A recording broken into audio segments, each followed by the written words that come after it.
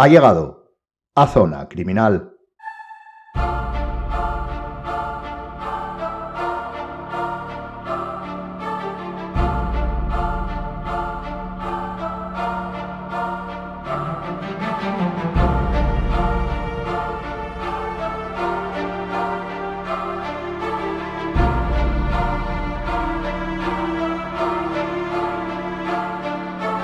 En el crimitorial de hoy vamos a recomendar la lectura de un pequeño artículo sobre manchas de sangre, que no solo tiene que ver con el episodio que a ellas dedicamos, sino a todos los conceptos que hemos expuesto sobre la mayor o menor concreción en el estudio de las mismas.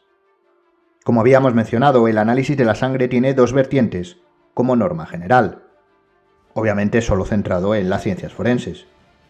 Por un lado, el análisis biológico, el estudio, de la composición de la sangre encontrada en un hecho con el fin de aportar información biológica, cuyo mayor logro sería la identificación, y el estudio de los patrones de sangre, para reconstruir a partir de ellos la acción o el hecho de manera completa o parcial. Como vimos, esta segunda opción ha sido criticada en algunos puntos por varios estudios, y hoy vamos a ver un pequeño ejemplo de la necesidad de analizar e investigar, pero en el primero de los supuestos, porque lo que queremos transmitir es que no podemos dar nada por sentado. Bienvenido a Crimitorial.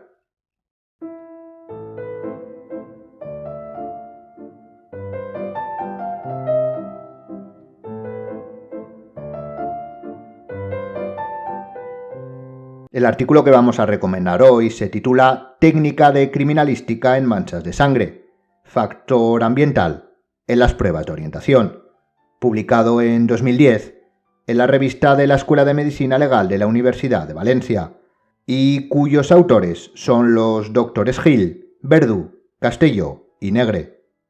Sin duda, es un magnífico ejemplo de no solo lo que puede aportar en este caso el estudio de la sangre, sino de la necesidad también de analizar todas las posibles situaciones que los investigadores de campo pueden encontrarse. El artículo en sí analiza la influencia que el factor ambiental como constructo puede producir en la sangre y más concretamente los resultados de su análisis forense.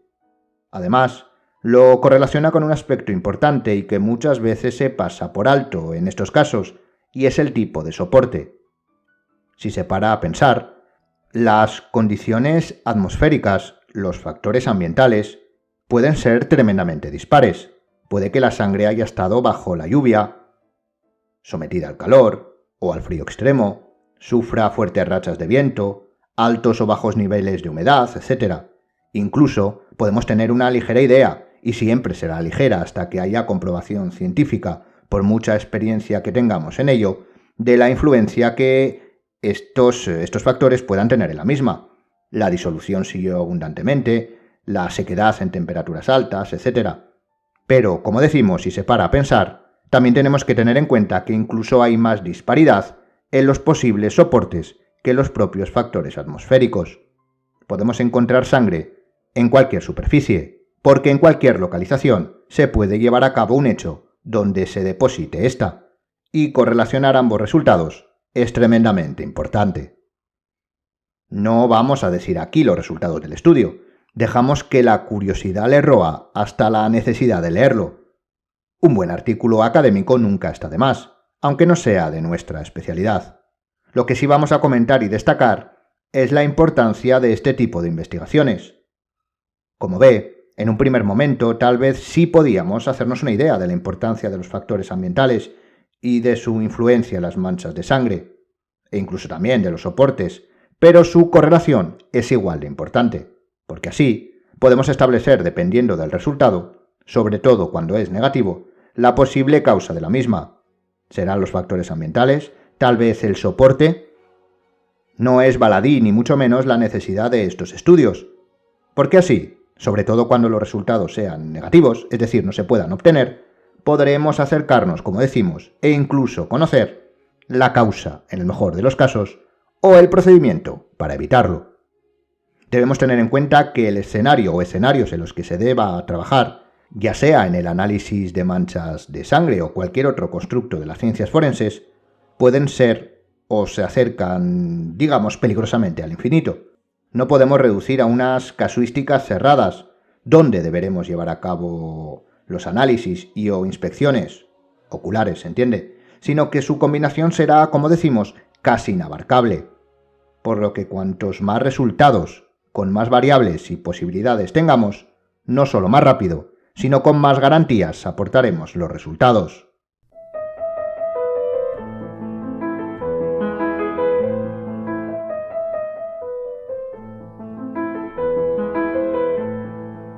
Para concluir, debemos saber que no podemos dar por hecho ninguno de los conocimientos que tengamos.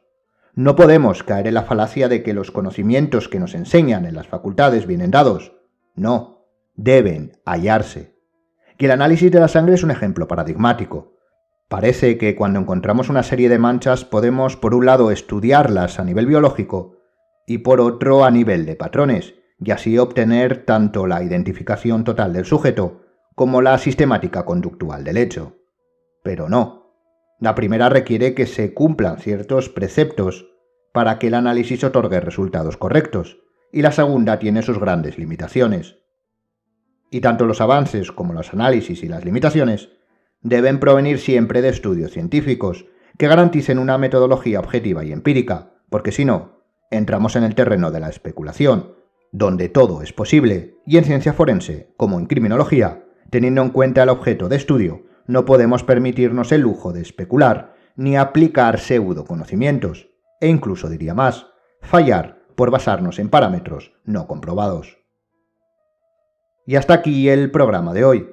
Como verán, hemos utilizado un buen artículo para tal vez volver a repetir eso que llevamos tiempo haciendo, basar nuestra sistemática de análisis en estudios rigurosos con metodología empírica, para así llevar a cabo investigaciones criminológicas y o forenses totalmente objetivas. En la descripción, por supuesto, tienen el artículo recomendado.